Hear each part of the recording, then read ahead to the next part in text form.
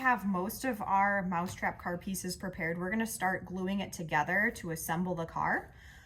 So the first thing you'll wanna do is, once again, take apart the tape of your frame, but keep it aligned so that the lines you marked from the previous video, or after watching the previous video, are still aligned up. That means that your axle holes will be aligned when you put it together.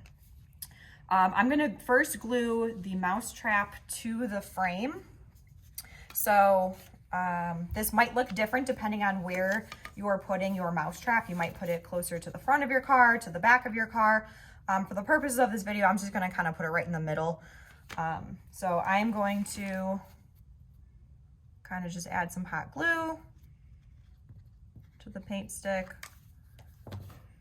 and then stick on my Mousetrap. I'm just gonna line it up however I want it for my design. Some people even choose to make a platform for it. I'm just kind of going with a slim design here today.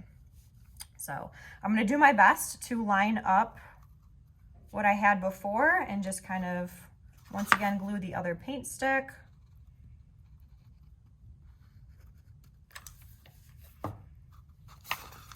And then attach the other paint stick to my car. Before it completely dries, it might be a good idea to kind of put in some of your axles to make sure that once you put your glue your frame together, that your axles will still spin freely in your car. The better you line it up and the more precise you are with it, the better your axles are going to spin, and that will help your car. So mine looks okay. It's not perfect, but it looks okay for the start. Once you have it glued like this, hot glue pretty quickly. So now I can start attaching my wheels. So once your dowel rods are to the size that you want, you can glue on your wheels if you need to. In the previous video where I glued my wheels together, I said that these are kind of looser than I anticipated, even though I tried to do them the same size. So if that happens with yours, just do your best to kind of set up your car. And then I would recommend just securing it by gluing the outside of your wheels together. And then while it's drying, you'll want to eyeball it and hold it kind of as straight as possible so that your car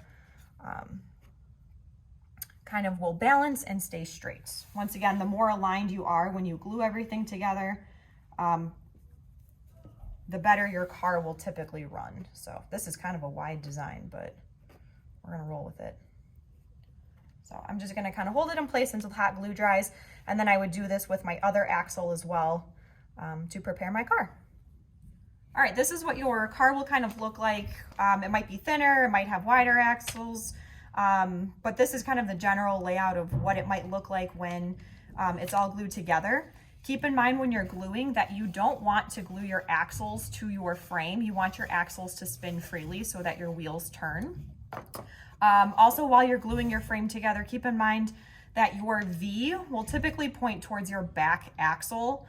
So if you're specific into what you want to use as your back axle, make sure that the V is pointing towards the back. So if you're making like a 3-wheeler or trying something like that where you want 2 wheels in the back, you'll want your V towards the back of whatever it might be. My final note would be to just kind of mention to you guys that once you've glued your wheels onto your frame, well, not to your frame, but once you've kind of glued your wheels in, it's a little bit harder to make adjustments because it doesn't come out of your vehicle. So then you'd have to cut your axles off and redo something entirely if you get to this point and you decide you want to change something. So there you have it.